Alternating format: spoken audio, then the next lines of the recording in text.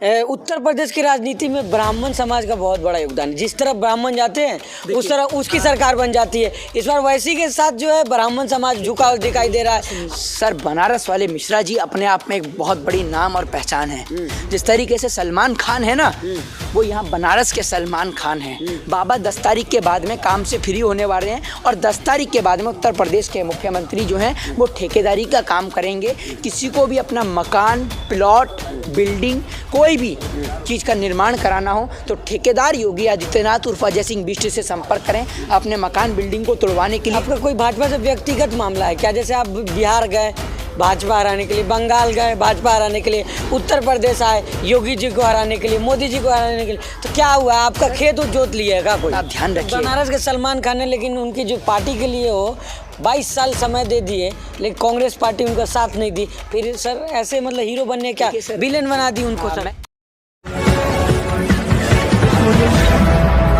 नमस्कार, मैं आपके साथ राशिद बनारस में मौजूद हूँ और हमारे साथ एक खास मेहमान मौजूद है मोहित शर्मा।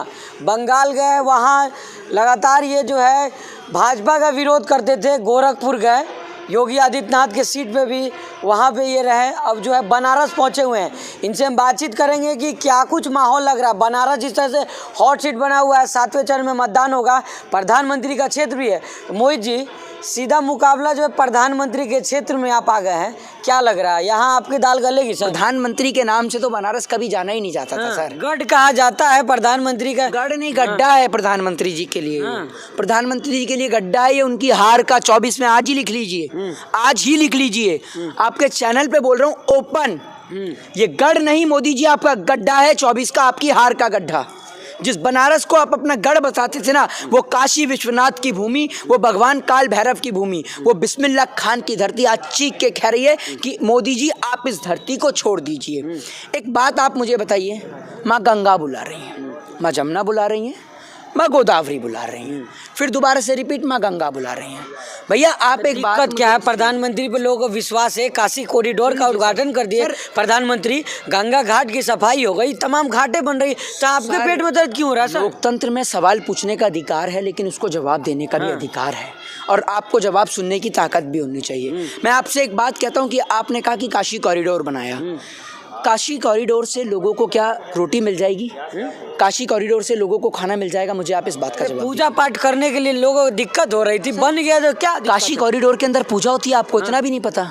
सर, उस कॉरिडोर के अंदर बड़े बड़े प्राइम मिनिस्टर्स की, बड़े बड़े नेताओं की मीटिंग्स होती है। वो एक तरीके का असेंबली हॉल है। आप ये बात क्यों नहीं समझते हैं? आप उसमें बैठ के कोई रोटी तल को आप कह रहे हैं कि असेंबली हॉल है। भाई सुन लीजिए, अगर उसके अंदर आप किसी गरीब आदमी को सोने दें तो समझ में आए कि चलिए भाई कोई गरीब आदमी कोई गुजरात से चल के आया है, कोई महाराष्ट्र से चल के आया है, कोई मुंबई से चल के आया है, कोई अलग बात है। मुद्दे पे आते हैं। टी राजा कह रहे हैं कि चिन्हित किया जा रहा है, लिस्ट निकाली जा रही है जो भाजपा का विरोध कर रहे हैं, तो सबसे पहले तो मोहित शर्मा का नाम होगा उसमें। सर टी राजा जिसका जनता बजाएगी इलेक्शन के बाद बाजा, ठीक है ना? थोड़ा सा सब्र रखिए। और दूसरी बात ये कि आज ये देश का दुर्भाग्य है कि देश के अंदर नेता जो है वो इस तरीके का बयान देते हैं और सरकारें चुपचाप खड़ी होकर तमाशा देखती हैं। देश के अंदर पुलिस है, देश के अंदर जुडिशरी भी है। भाई पुलिस इन जैसे लोगों के ऊपर तुरंत एक्शन क्यों नहीं लेती? पार्टी कार्रवाई क्यों नहीं करती है? पता है आपको? आप एक बात मुझे बताइए, आप लोकतंत्र के बारे में जानते हैं? भारत एक डेमोक्रेटिक कंट्री, एक लोकतांत्रिक देश है।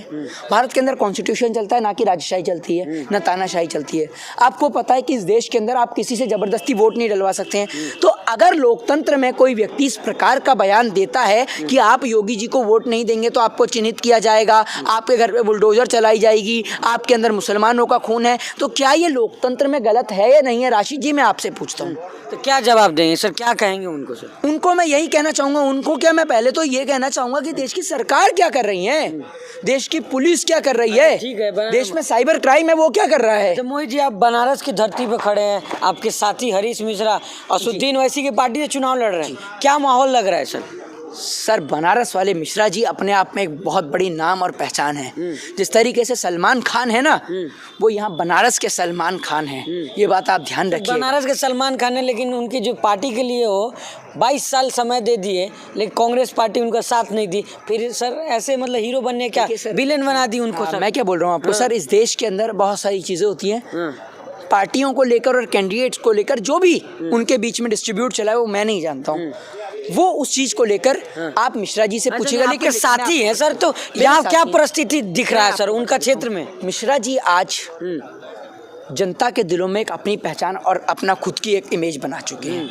जिस तरीके से मिश्रा जी यहाँ पर काम कर रहे हैं, ठीक उस प्रकार से उत्तर प्रदेश के अंदर हमारी एक बहन काजल निषाद जी जो समाजवादी पार्टी की ऐसी साइकिल चला रही हैं कि उनकी साइकिल के आगे न जाने भारतीय जनता पार्टी के कितने ही नेता अभी कुचल के और दब के मरेंगे, देखिएगा। अच्छा ठीक है मोहित जी, आपके एक साथी साइकिल चला रही है, दूसरे पतंग उड़ा रहे हैं, तो कितना साइकिल और पतंग कौन रेस में कौन आगे है सर? साइकिल चले चाहे पतंग चले, दोनों इस देश के अंदर विपक्ष की भूमिका अदा कर रहे हैं। चाहे साइकिल हो, पतंग हो, चाहे हाथ हो। रफ्तार किस में है सर? सुन लीजिए सर, सुन लीजिए सर, रफ्तार तो जनता तय करेगी, जनता का निर्धारित करने का काम है। दूसरी बात ये कि अब जो रफ्तार है मैं आपको बता देता हूँ।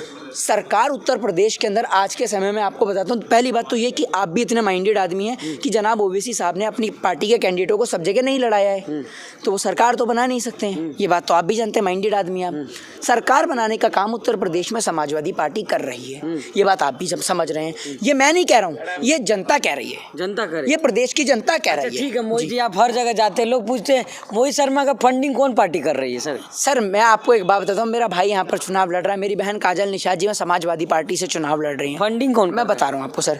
मोहित शर्मा जी कोई आपको कंगले दिख रहे हैं? मोहित शर्मा जी ने कोई प्रधानमंत्री जी की तरह भीख मांगने का काम किया है ना। मैंने कभी 35 साल भीख मांगी, ठीक है ना। और ना मैं कहता कि ना मैं गरीब हूँ, ना मैं दलित परिवार से हूँ, ना किसी दलित को नहीं कहूँगा मैं, हिंदुस्तानी परिवार। ये तो दलित का नाम ऐड करके, पिछड़े परिवारों का नाम ऐड करके बदनाम करने का काम करते हैं लोगों को। वरना मैं आपको बता दूँ, इस देश के अंदर कोई हिंदू दलित नहीं है, कोई हिंदू इस देश के अंदर किसी भी जाति का नहीं है। सारे भाई जितने भी हैं जो भगवान को मानते हैं वो सारे हिंदू हैं। कोई दलित नहीं है, कोई पिछड़ा नहीं है, कोई ब्राह्मण नहीं, कोई शूद्र नहीं, कोई वैश्य नहीं। मोहित शर्मा, अहम सवाल है फंडिंग। घड़ी देख रहे हैं आप? घड़ी की कीमत जानते हैं कितनी? कौन सी वॉच है बताइए ना आपको सर? एक मिनट, आपको पता? हमको नहीं मालूम।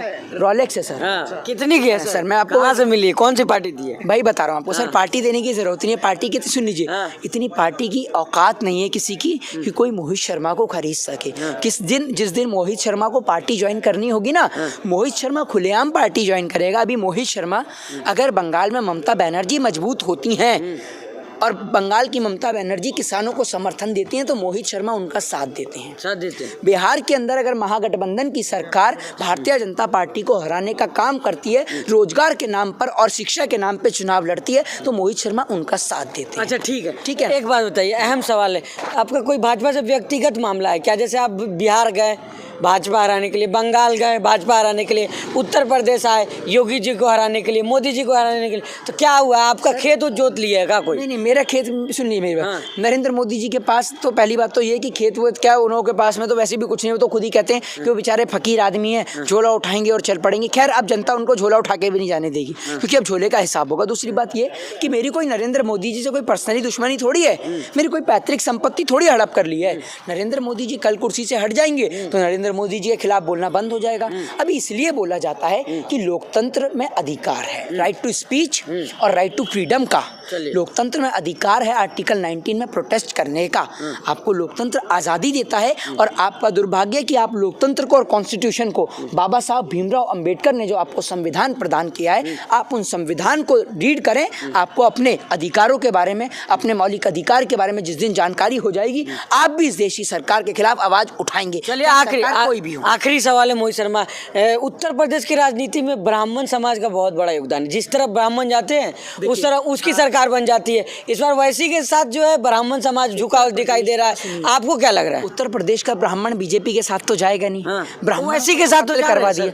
ब्राह्मण कहीं भी जा सकता है, सबका अपना अपना। क्या लग रहा है वैसी के साथ जा रहे हैं, वैसी मजबूत बोल रहा हूँ आपसे। लोकतंत्र में सबको एक अपनी आजादी है, मैंने आपको यही कहा, इसी का एक मतलब है लोकतंत्र। नहीं, ब्राह्मण समाज की बात कर रहे हैं, क्योंकि ब्राह्मणों के जिधर जिस तरफ वोट जाती, मायावती के साथ गई, मायावती की सरकार में, कांग्रेस की तरफ गई, कांग्रेस बन गई, भाजपा की तरफ गई, भाजपा। इस बार वैसी के साथ है, क्या लग रहा है? सर मैं आपसे एक बात बोल रहा हूँ कि ब्राह्मण जो है, ब्राह्मण की आपने बात करी, इस देश के अंदर, इस देश के लोकतंत्र में उत्तर प्रदेश में सरकार ब्राह्मण किसे नहीं, ब्राह्मण शूद्र वैश्य क्षत्रिय दलित सिख और आदिवासी सबके साथ से बनती है, ठीक है ना। दूसरी बात ये कि कोई भी व्यक्ति कहीं भी जा सकता है, वो एक अपना लीगल राइट है। और एक सवाल आपके मन में जो आ रहा है मैं बताता हूँ कि जो आप कह रहे हैं कि बाबा जो है हेलीकॉप्टर से बुलडोजर दिखा रहे हैं, वही पूछ रहे हैं ना, उसका भी बता देता हूँ कि आप उनके पीछे हाथ धो के क्यों पड़े हैं। बाबा 10 तारीख के बाद में काम से फ्री होने वाले हैं और 10 तारीख के बाद में उत्तर प्रदेश के मुख्यमंत्री जो हैं वो ठेकेदारी का काम करेंगे। किसी को भी अपना मकान, प्लॉट, बिल्डिंग, कोई भी चीज़ का निर्माण कराना हो तो ठेकेदार योगी आदित्यनाथ उर्फ अजय सिंह बिष्ट से संपर्क करें। अपने मकान, बिल्डिंग को तोड़वाने के लिए उनकी बुलडोजर से संपर्क करें। जय हिंद, जय भारत, वंदे मातरम। चलिए, बहुत शुक्रिया सर हमसे बात। आपका भी शुक्रिया सर। तो ये थे हमारे साथ मोहित शर्मा, जो तमाम मुद्दे बातचीत कर रहे थे। साफ तौर पर कहना है कि उत्तर प्रदेश के राजनीति में जो है भाजपा का सुपड़ा साफ होने वाला। अब जनता तय करेगी कि जनता किसके साथ जा रही है। जिस तरह से योगी आदित्यनाथ कह रहे हैं लगातार कि 350 कमल खिलने वाली है, अब 10 मार्च को फैसला हो जाएगा कि किसके हक में वोट लोग कर रहे हैं।